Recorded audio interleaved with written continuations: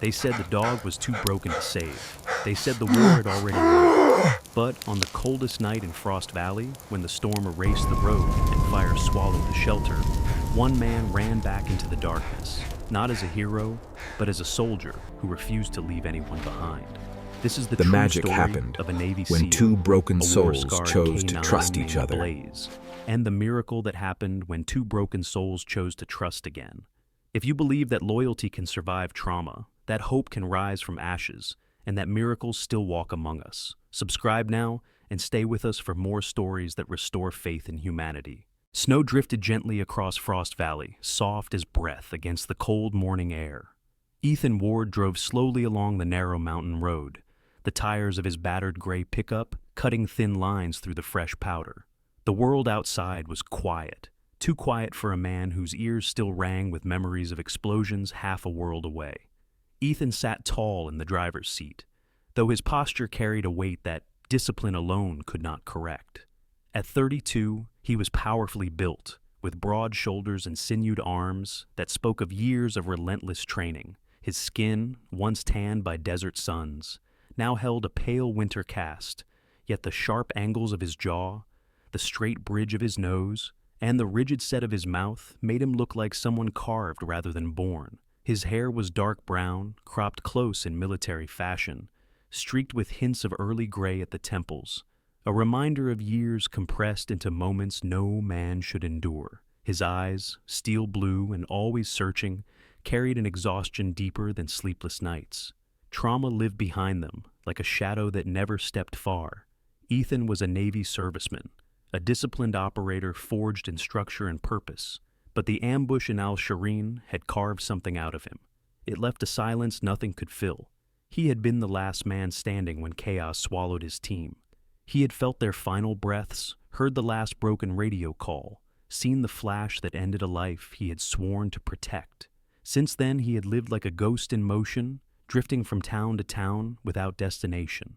He told himself he was searching for quiet, but deep down, he knew he was running, from guilt, from memory, from himself. That morning, Frost Valley appeared through the falling snow like a painting untouched by grief, a place suspended between wilderness and stillness. Its cabins were tucked beneath heavy pine boughs, wood smoke rising from chimneys and soft ribbons. It should have felt peaceful. Instead, Ethan felt a strange pulse of unease, as if the valley itself was holding its breath. He rubbed the back of his neck, fingers brushing the old burn scar that curled across his shoulder blade. It always tingled when a memory was near. He exhaled through his teeth, forcing his focus back to the road. Just another town, he muttered, just another day. But the universe seldom listened to what broken men wanted. As he passed the faded sign reading Frost Valley, population 1,482, a sound sliced through the quiet, faint at first, then rising with raw, aching intensity. A howl, not the playful bark of a house pet, not the deep call of a wolf. This was something else, something cracked open by fear and abandonment. Ethan's hands tightened on the wheel. The sound shot down his spine like electricity. He had heard that cry before. Once, in a desert compound during a sandstorm, when a military working dog trapped under rubble believed it was dying alone. Once, years. Before that, when a pup had lost its handler to a roadside bomb. It was a sound no creature made unless its soul was fraying. Ethan hit the brakes. Snow crunched beneath the tires as the truck rolled to a stop. He lowered the window. The howl came again, closer now, echoing from somewhere beyond the row of cabins. His pulse lifted, slow but insistent. He stepped out into the cold, breath frosting instantly. The wind carried the scent of pine and something metallic, sharp as memory. He followed the sound down a narrow side road until a wooden building emerged through the white haze. The sign above its door read, Frost Haven Animal Rescue, letters hand-painted and chipped from years of weather. Warm light flickered from the windows, but the morning air around the building trembled with distress. The howl rose again, desperate, tearing, and Ethan felt the invisible grip of his past close around his chest.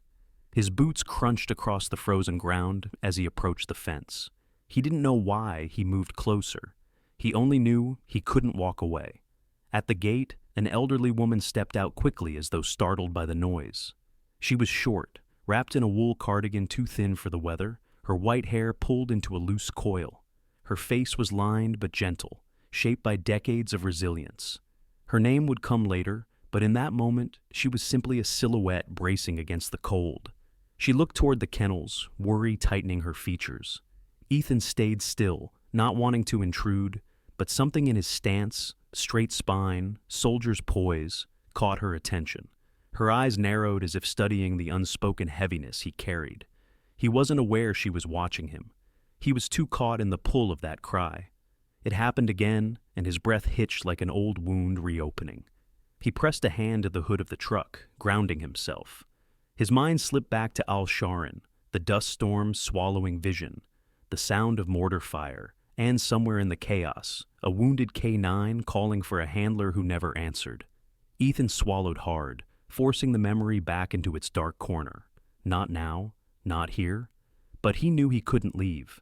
Something beyond logic rooted him to the spot. He exhaled slowly, a cloud of white drifting before him. "Get a grip," he whispered to himself. "Just check it out, then move on." Yet he already sensed this would not be another fleeting stop on the road. He walked toward the gate. The elderly woman straightened nervously. Before he could speak, another figure appeared, this time a man in his 50s, tall and slightly hunched, wearing a thick denim coat. His face was weather-beaten, with stubble sprinkled across a square jaw. A caretaking staff member, Ethan guessed. The man looked at him with a guarded expression. "Can I help you, sir?" Ethan hesitated. Words felt heavy in his mouth. "I heard a dog." The caretaker nodded grimly. "Yeah, that'd be the newcomer. Big one. 5 or 6 years old, came in 2 days ago from a shut-down facility, not adjusting well." Another howl tore through the air. The caretaker winced. "He's been like that? Non-stop. Won't eat, won't let anyone close. Nearly bit through one of the crates." Ethan felt something shift inside him, subtle yet undeniable, some instinct honed by years working beside military dogs, dogs who trusted only those who earned it. "What's his name?" Ethan asked quietly. "Doesn't have one," the caretaker replied. "Came with a broken chip, no records. No name, no identity. Just pain." Ethan felt a familiar ache. Men and dogs alike could become ghosts when the world turned its back on them. The elderly woman approached, her voice soft but steady. "If you want to see him, sir, I won't stop you. But be warned, he's not like the others." Ethan stepped through the gate. The kennel yard stretched before him, each cage lined neatly beneath a tin awning now coated in snow. The air was thick with the scent of damp straw and winter. He followed the sound until he reached the last enclosure, a reinforced pen with heavy bars, and there he saw him. A massive German shepherd crouched in the corner, coat a striking mix of black and ember brown, though matted with dirt. His frame was powerful, muscles coiled tight beneath his fur. A faint scar ran along his right flank, and another sliced above his left eye. His ears were pointed, rigid, trembling with every sound. His eyes, amber, deep, haunted, lifted toward Ethan and froze. The dog's breath hitched. A tremor rippled through its shoulders. Ethan felt his heart thump hard, once, twice. He recognized the look. Hypervigilance, spatial scanning, trauma-triggered tension in the limbs. This wasn't an aggressive dog. This was a soldier reacting to war that had never ended. Ethan took a slow breath and knelt a few feet away from the bars. The cold seeped into his knees, but he didn't care. He kept his voice low, steady, the way handlers once did on night patrols.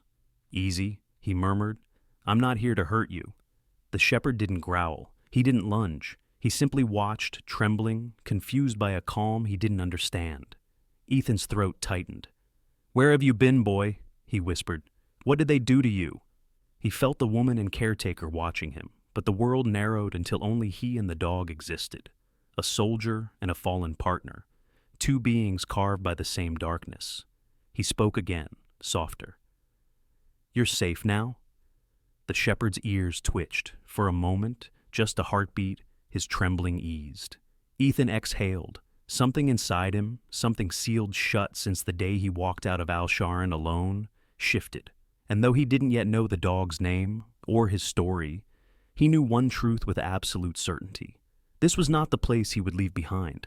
A howl had called him off the road, but fate had called him home. Snowlight drifted across the roof of Frost Haven like a thin silver veil, softening the sharp morning cold and coating the kennels in a fragile stillness.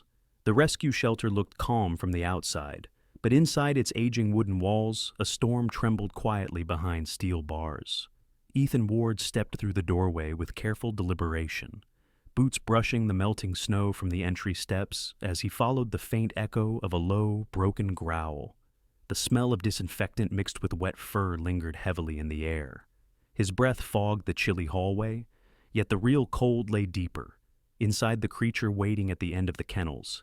Ethan, tall and broad-shouldered, with the clean, angular build of a Navy man who had spent years chiseled by discipline, paused as the hallway opened into the back enclosure. His dark brown hair, cut to military length, still carried the dampness of snowflakes melting against the heat of the building. His face was a study in rigid geometry, strong jaw, sharp cheekbones, and blue-gray eyes that scanned every corner instinctively, the way soldiers never fully stop doing.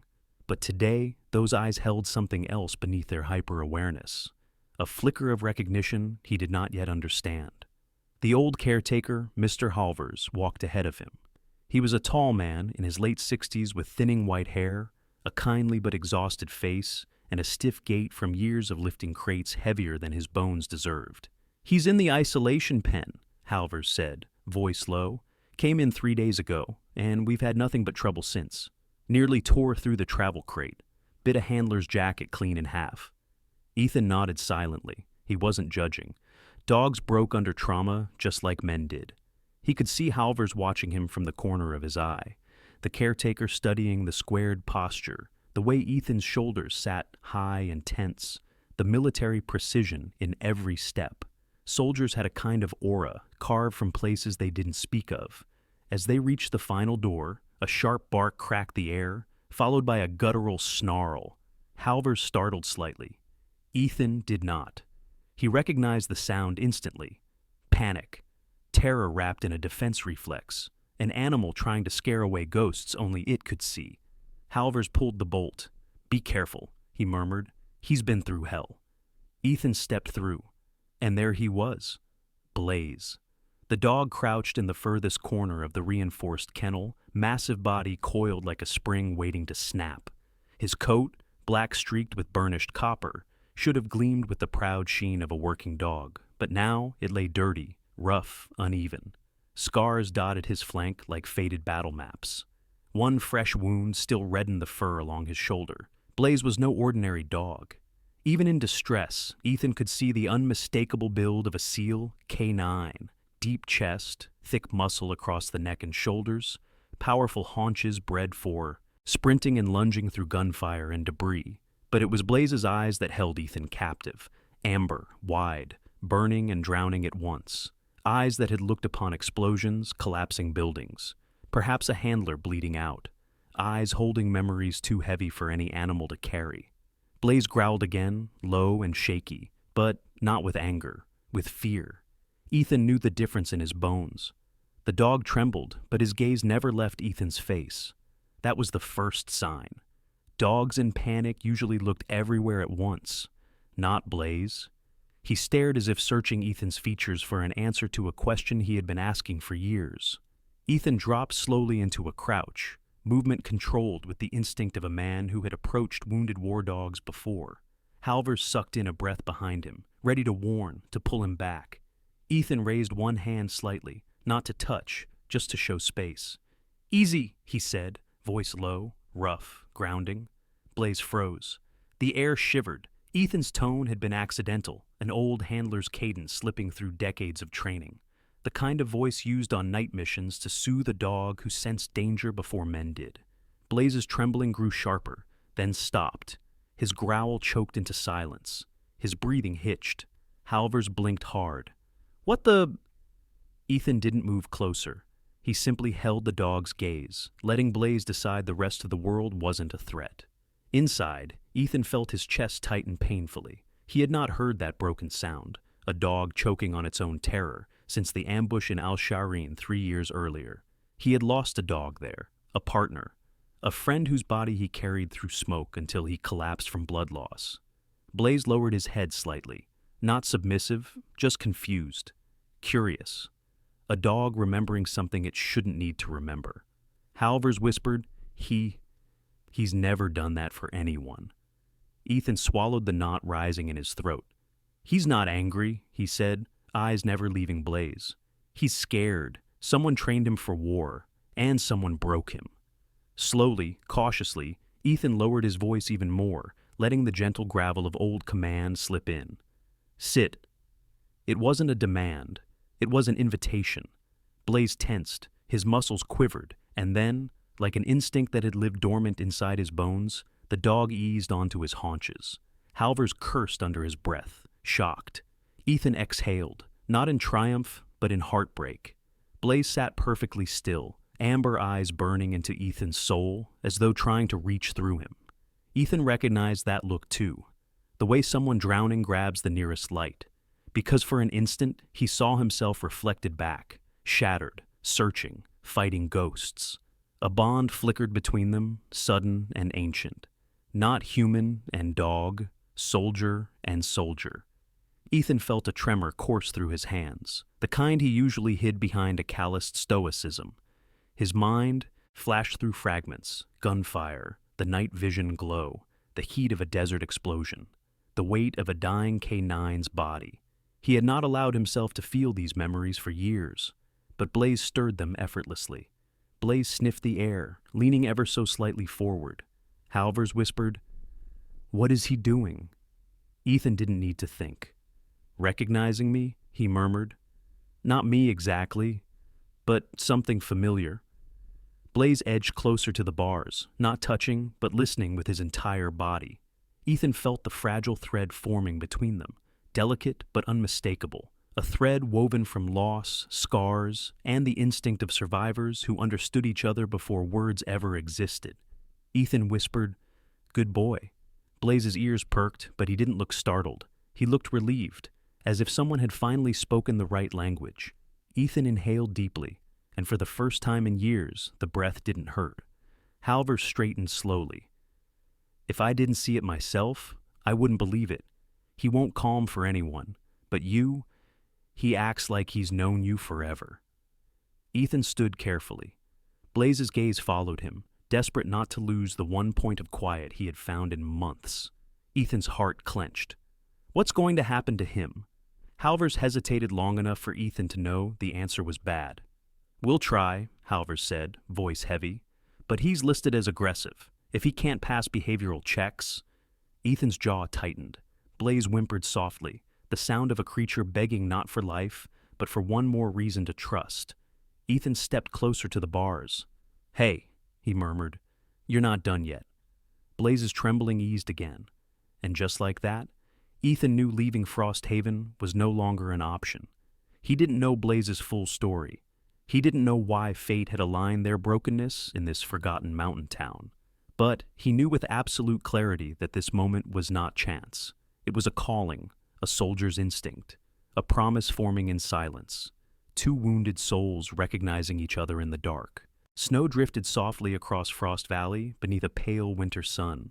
The cold light stretched across the quiet mountain town like a thin veil that muted color, sound, and even hope itself. Ethan Ward stood just outside the Frost Haven Animal Rescue, his broad shoulders rising and falling with a slow, steady breath as he tried to calm the storm inside his chest. He was 34 years old, tall, around 6'2", with a powerful frame carved by years of military conditioning. His skin held a sun-worn tan, though the winter had faded it slightly. His jaw was square, roughened by several days of stubble, and his dark hair, usually kept to military regulation length, had grown just enough to reflect how long he had wandered across the country without purpose.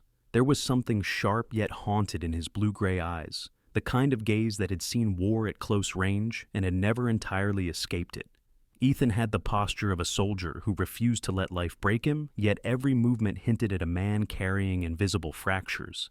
His right wrist bore a faint scar, shrapnel from a blast in Al-Anbar, and his left shoulder ached each time the temperature dropped. But the deepest injury was the one quieter than the rest, The memory of the ambush that stole his team, the betrayal of silence afterward, and the crushing guilt of being the only one who walked away alive. He had driven into Frost Valley by accident or fate. He wasn't sure anymore. He had been traveling for months, moving from one nameless town to the next, following no map, just hoping for a place where the constant ringing in his mind, those echoes of past explosions, might finally fade. The truck's engine had stalled briefly near the rescue center, and as he stepped out to check it, he heard the sound that pinned him in place. A howl. Not a normal one. The kind that carried the torn edges of a nightmare. A sound he had heard before, from dogs in war zones when the mortars stopped falling, but the fear lingered long after. Ethan felt the muscles in his back tighten. His breath thickened. Something about that cry threaded deep into him, tugging at a place he had tried desperately to bury. He followed the sound until he stood at the shelter door. When the shelter manager, Maria Collins, appeared, she looked startled to see a stranger tall as a tree blocking the doorway.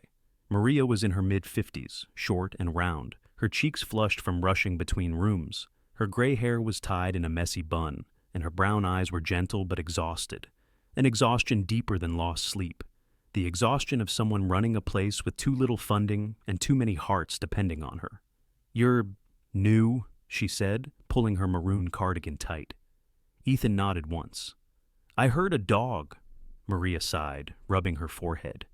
"You must mean Blaze." The name struck him. Blaze. A name that sounded like it belonged to a creature forged in fire. "What's wrong with him?" Ethan asked. Maria hesitated, and that hesitation was answer enough. Something was very wrong. Without waiting, Ethan followed her to the back kennels. They walked down a dim hall lined with metal doors, the floor cold concrete. At the end of the corridor stood a reinforced cage, and inside, curled tightly in the farthest corner, was Blaze. The dog was large, easily 90 pounds, a German shepherd with thick, dense fur mottled in black and rust, though dulled now by dirt and stress. His ears were upright yet trembling, his golden eyes darting sharply toward every sound as if calculating threats. Several scars lined his flank, thin pale marks that hinted at shrapnel or debris, and one deeper scar crossed his shoulder, the kind soldiers recognized instantly, a wound from working too close to gunfire or an explosive device. Blaze's muzzle twitched violently. Each breath was shallow, his muscles rigid from tension. This wasn't aggression. Ethan recognized the posture instantly. This was trauma pressed too long against a nervous system that had no time to heal. Just then, the shelter's assistant, Kyle Rivers, entered. He was a lanky 20-something, with reddish hair, freckles, and the dispositions of someone who cared deeply, but was not equipped to handle a dog like Blaze. He wore gloves torn at the fingertips, and sported a fading bruise on his right forearm. "You shouldn't be too close," Kyle warned. "He bit through a reinforced muzzle yesterday." Ethan studied the young man. Nervous, kind, overwhelmed. Blaze snarled, but the sound cracked midway, revealing fear behind the fury. Ethan's heart tightened. "Where did he come from?" he asked quietly. Maria shifted uncomfortably before responding. "County picked him up 2 weeks ago. Said he was abandoned in an empty training yard up north." Ethan frowned. Training yard? County. A dog like this didn't come from backyard abuse. This dog had structure imprinted into his bones. His alertness was too refined, his stance too disciplined even in his fear. "Has anyone checked for military markers? Tattoos?" Maria blinked. "Tattoo?" SEAL K9 units have an alphanumeric ID tattoo inside the ear. Maria's expression shifted as if realizing something she had missed. Before she could respond, the front door slammed open, and a man stepped inside, holding a clipboard. Deputy Carson Briggs, county officer. Mid-40s, tall, barrel-chested, with a gruff beard and ice-cold eyes. A man who followed rules not out of duty, but out of convenience. "Maria, need a signature." He strode in before noticing Ethan. "And who's this?" Ethan straightened unconsciously, his military instincts pushing his spine upright. "Just someone passing through," he said. Carson smirked. "Well, passerby, hope you're not getting attached. I just delivered the notice." Maria stiffened. "What notice?" Carson looked almost eager to read it. "Blaze has 7 days left. If he can't be proven safe for adoption or transfer, protocol says he gets...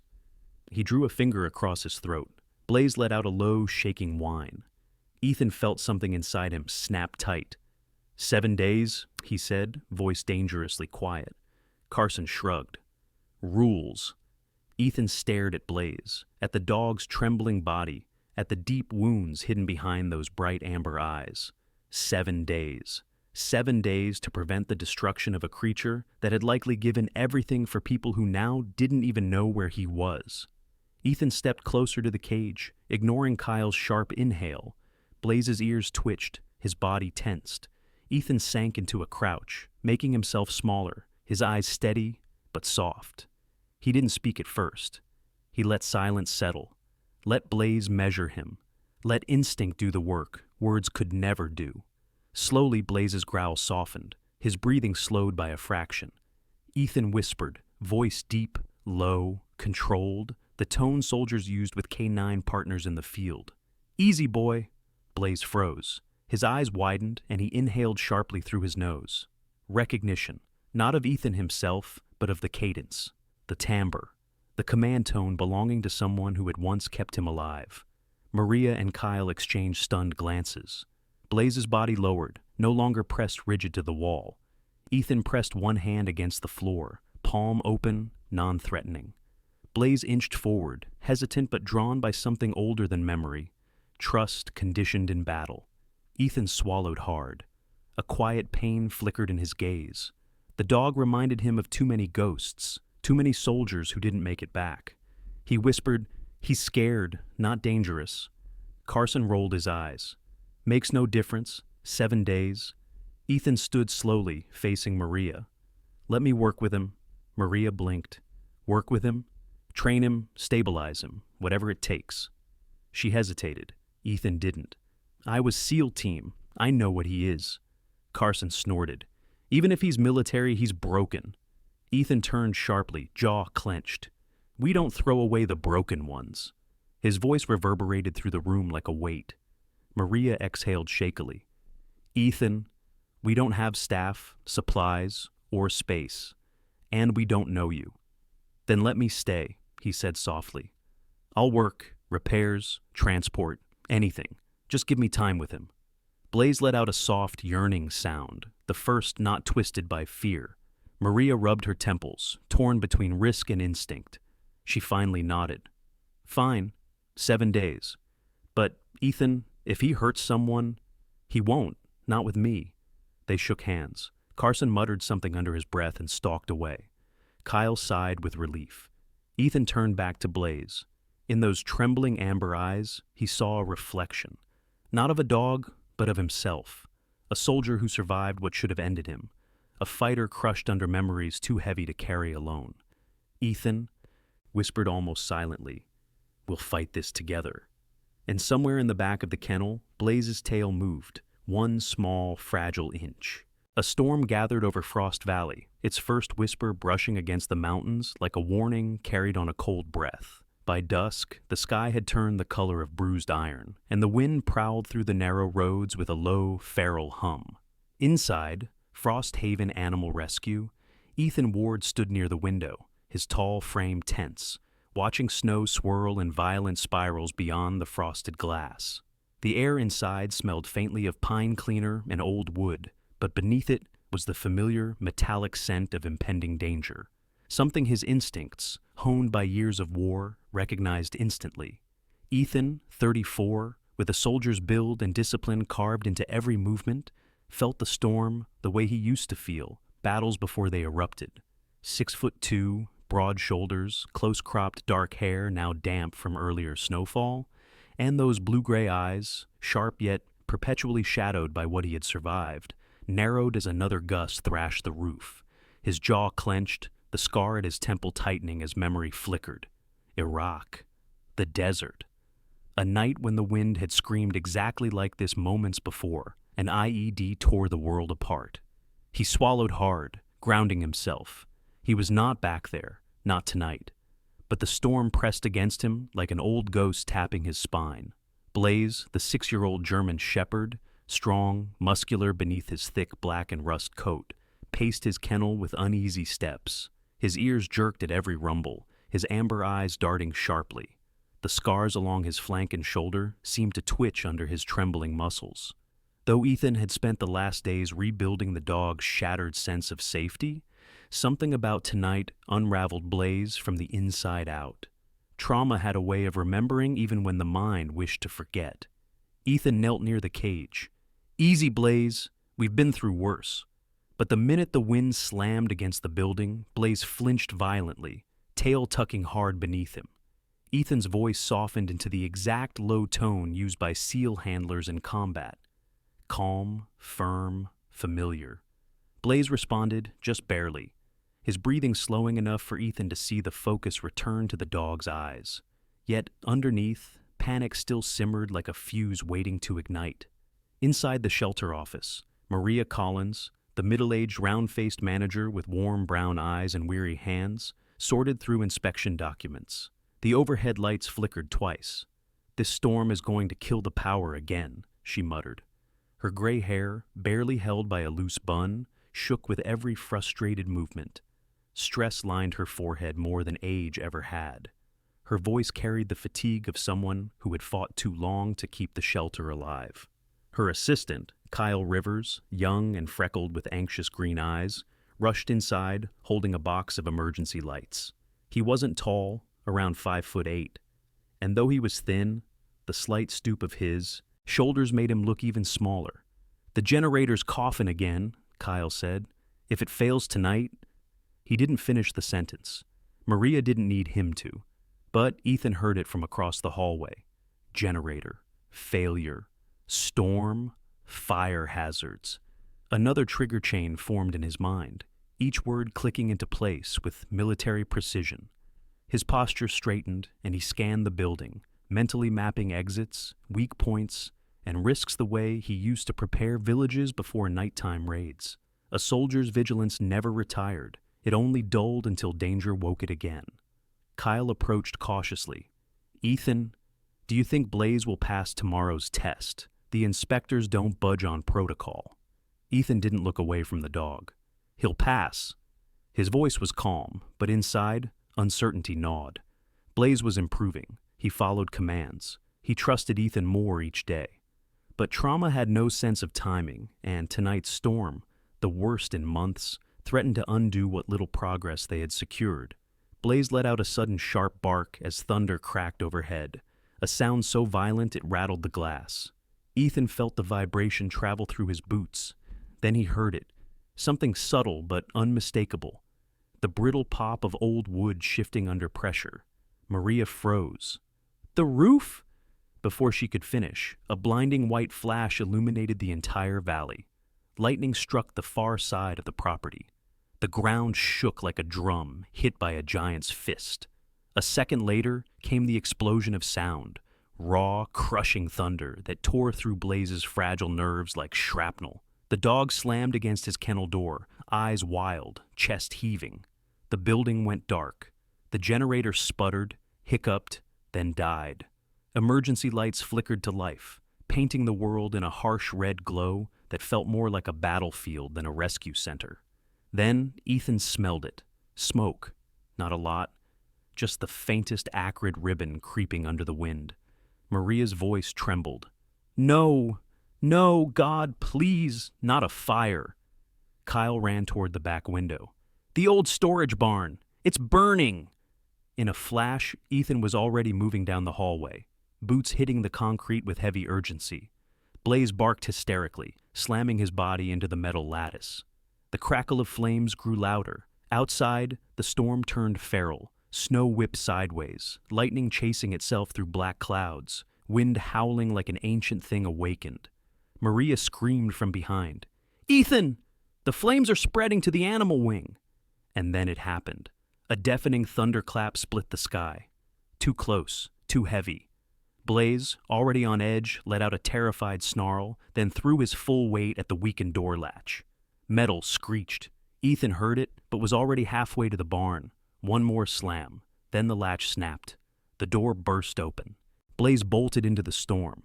"Blaze! Ethan roared, spinning around, sprinting through the snow, barefooted by instinct. His breath tore through him like knives. Wind blasted into his face. He saw the dog's silhouette streak between the trees like a shadow fleeing itself. Maria reached the doorway, clutching the frame to stay upright. Her voice cracked. "Ethan, you can't! It's too dangerous!" But he was already running, because soldiers don't leave anyone behind. Snow swallowed him whole as he plunged into the forest. Fat flakes stung his skin. His lungs burned in the cold. His boots slipped on ice, but his legs kept powering forward in long, furious strides. "Blaze!" he called again, throat raw. Nothing, only wind and distant thunder. He forced himself deeper, following tracks already half covered. A memory flickered, his teammate Reyes shouting through smoke as Ethan ran into a collapsing building after a trapped K9 named Ghost. People always said soldiers were reckless, but Ethan knew better. They simply couldn't endure regret. A faint sound broke through the storm. A whimper. Ethan pivoted sharply. "Blaze!" He slid down a short slope, catching himself on a fallen branch. The forest opened to a narrow ravine. Below, a half-frozen creek carved through the earth, swollen by the storm's relentless rain. The water was wild, roaring, churning, smashing against rocks, and in the middle of it, Blaze. The dog hung halfway off the bank, one back leg trapped beneath a twisted piece of rusty steel, likely debris blown from the old barn. His front paws clawed desperately at the icy mud as the current tore at his body. His amber eyes met Ethan's, not with aggression, with terror, with a plea. Ethan launched forward, sliding down the embankment. The cold bit him instantly. Ice cut through his clothes, but the military instinct, the iron instinct, took over. He waded into the water without hesitation. The current slammed into him hard enough to knock an untrained man off his feet, but Ethan pushed forward, muscles locking like anchors. He reached Blaze, grabbing the dog's collar with one hand while bracing his legs against a submerged rock. Blaze thrashed, teeth flashing from panic, but Ethan pressed his forehead gently to the dog's skull. "I'm here," he whispered, voice cracking. Look at me, Blaze." The dog's breathing slowed just enough for Ethan to reach down and grip the bent steel. His fingers burned with cold, but he pulled. Nothing. He repositioned, locked his feet again, and used every ounce of strength trained into him by years of war. With a guttural cry, he wrenched the metal free. Blaze collapsed into the shallow water. Ethan scooped him up, cradling him across his chest.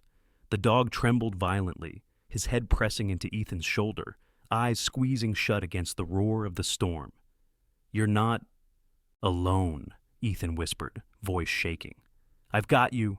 No one leaves you behind." He climbed the ravine slowly, each step fighting gravity, cold, and exhaustion. Wind clawed at his face, his muscles screamed, but Ethan shielded Blaze with his entire body, refusing to let the dog touch the ground. When they reached the shelter's edge, Maria and Kyle ran toward them through smoke and snowfall. Flames still rose from the shed behind them, but the fire crew had arrived, hoses blasting arcs of steam into the night. Ethan sank to his knees in the snow, holding Blaze close. The dog lifted his head weakly, eyes softening as they met Ethan's. Broken souls, finding each other in the dark. Maria covered her mouth, tears streaking through soot. "Ethan, you saved him." But Ethan shook his head, pressing his forehead gently against Blaze's. "No, he saved me too." And for the first time in a long time, the storm inside Ethan Ward quieted. Dawn crept slowly across Frost Valley, its pale gold light spreading gently over the snow-covered ground, like a soft whisper promising relief after a night that had nearly broken the world. The storm had passed, leaving behind a hush that felt sacred, as if the mountains themselves were holding their breath. Frost Haven Animal Rescue stood in partial ruin, smoke still threading into the cold air from the charred remnants of the storage shed. But life, fragile, trembling, hopeful, remained intact. Ethan Ward stood at the entrance of the main building, arms crossed over his muscular chest, fatigue lining every angle of his face. His dark hair, still damp from the night before, clung to his forehead. His beard had grown slightly thicker in the past days, giving him an even more rugged and battle-worn appearance. At 6'2", with broad shoulders and a disciplined stance, he He looked like a mountain carved into human form, unmoving, unyielding, yet visibly softened by the dog now sitting pressed against his leg. Blaze, the 6-year-old German shepherd, sat with unusual calm, his black and rust coat still damp, though now warmed by a thick emergency blanket wrapped around his torso. His amber eyes remained alert, but no longer wild. Instead, they held a quiet, steady glow, like embers that had survived the storm. Every once in a while, Blaze leaned his head gently against Ethan's thigh, seeking reassurance but also offering it, two souls bound by night and fire. Behind them, Maria Collins emerged from the building.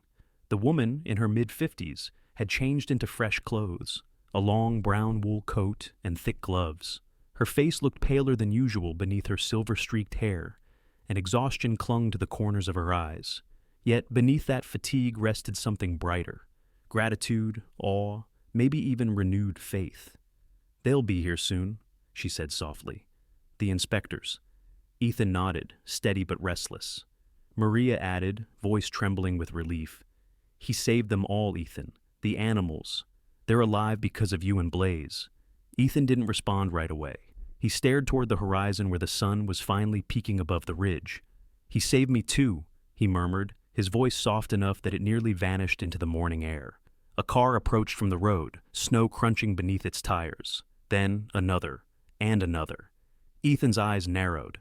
"That's not the inspection van," he said. Kyle Rivers sprinted outside, jacket half-zipped, red hair tousled. "Ethan! Maria! The video! Everyone saw it!" "Video?" Ethan asked. Kyle nodded vigorously. "Yes. Someone recorded you carrying Blaze out of the storm. It's all over town. People are coming."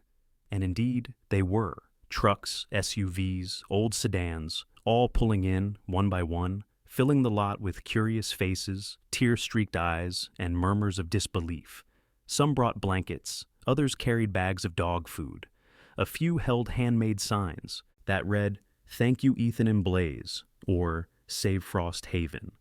The first to approach was Clara Jensen, the diner waitress, a round woman in her late 40s with curly red hair and laugh lines etched deeply into her cheeks. She walked toward Ethan with the determination of someone who refused to let gratitude remain unspoken.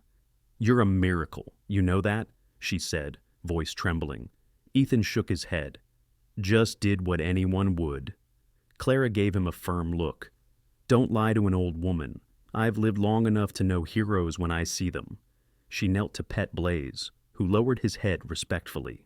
"And you, handsome boy, are something special." Soon the shelter grounds were filled with residents of Frost Valley, farmers with calloused hands, elderly couples wrapped in thick scarves, children holding small boxes of treats for the animals. Even Deputy Carson Briggs arrived, his usually cold demeanor softened. He stepped forward awkwardly, clearing his throat. "Ward," he said. Ethan nodded, expression guarded. Carson shifted uncomfortably before adding, I misjudged that dog. And you?" His gruff voice cracked slightly. "I'm sorry." Ethan studied him a moment before nodding once. Acceptance. Carson exhaled in relief. Finally, the inspection van arrived. 2 officers stepped out wearing navy jackets embroidered with the state animal welfare emblem. One was a tall man in his early 40s, Inspector Daniel Harlow. He had a square jaw, salt and pepper stubble, and sharp dark eyes that missed nothing. His build was lean but athletic, like a man who ran miles every morning to silence his thoughts. His skin had a weather-beaten tan, and his posture radiated strict discipline. The younger officer beside him was Riley Grant, petite, short brown hair tucked under her beanie, and green eyes that held warmth even when protocol did not. Daniel approached Ethan and Blaze, flipping through his clipboard. "You must be Mr. Ward," he said. His tone was professional, but not unkind. Ethan straightened unconsciously, falling into the posture of a soldier facing an evaluating officer. "Yes, sir." Daniel studied Blaze for a long moment. "We've reviewed the incident reports. This dog was deemed unstable, dangerous." Blaze sat perfectly still, ears alert, gaze steady. Daniel lifted an eyebrow. "He doesn't look dangerous now." Ethan responded, "He never was, just scared." Daniel hesitated, then stepped back. "Let's begin the assessment. The crowd fell silent. Snow crunched as Ethan guided Blaze toward the open yard. The test required Blaze to follow commands calmly, respond to cues, ignore distractions, and move without signs of aggression or panic. For a long moment, Ethan closed his eyes, breathing slow. Memories surged. The battlefield, broken ground, smoke, blood, the sound of shrapnel falling like hail. But he forced the thoughts to recede. Blaze nudged his hand, gently. The gesture steadied him instantly. "Ready, boy?" Ethan whispered. Blaze's tail flicked. The test began. Ethan gave the first command. "Sit." Blaze sat immediately, posture straight. "Stay." Blaze froze in place despite the chatter behind him. Daniel nodded slowly. Riley scribbled notes. Ethan moved 5 steps away. "Heel." Blaze rose and walked beside Ethan, matching his pace perfectly. Not too fast, not too slow. Their steps synchronized as if they had worked together for years, not mere days. Next came the hardest portion. Distraction. Daniel clapped loudly. Riley dropped a metal bowl to simulate a sudden noise. Blaze flinched, just slightly, but then looked at Ethan. Not the bowl, not the noise. Ethan, trust anchoring him. Ethan knelt, meeting Blaze's gaze. "Easy, soldier." Blaze's muscles relaxed. The final command, down. Blaze lowered himself gracefully onto the snow, then lifted his paw without prompting. Ethan smiled faintly. "Good boy." The crowd exhaled collectively, some even wiping tears. Daniel closed his clipboard. Riley whispered, "He passed every category." Daniel looked at Ethan. "Mr. Ward." "Ethan, I've assessed dogs for 20 years. What you accomplished in less than a week is beyond protocol, beyond training." His voice softened. "This dog isn't dangerous. He's devoted, loyal." He tore the euthanization order in half. Blaze is officially cleared. Cheers erupted. Maria covered her mouth, sobbing openly. Kyle punched the air victoriously. Clara shouted, "I knew it!" Even Carson cracked a rare smile. Ethan let out a long, shaky breath he didn't realize he'd been holding. Blaze pressed against him, tail wagging gently. The moment marked the rebirth of Frost Haven. Within days, donations poured in, not just from Frost Valley, but from neighboring towns and eventually from across the state. The viral video of Ethan carrying Blaze through the storm had ignited something deeper than sympathy. It had reminded people of the quiet valor still present in the world. Volunteers arrived daily. A construction crew offered free labor. Retirees brought soup and blankets. Children painted wooden signs with paw prints and hearts. Maria oversaw rebuilding with renewed vigor, her voice once again animated with the fire she thought she had lost. During this time, Ethan made a quiet decision. He wasn't leaving. The wandering soldier who once drifted from town to town now felt anchored, not by obligation, but by belonging. Frost Haven needed him. Blaze needed him.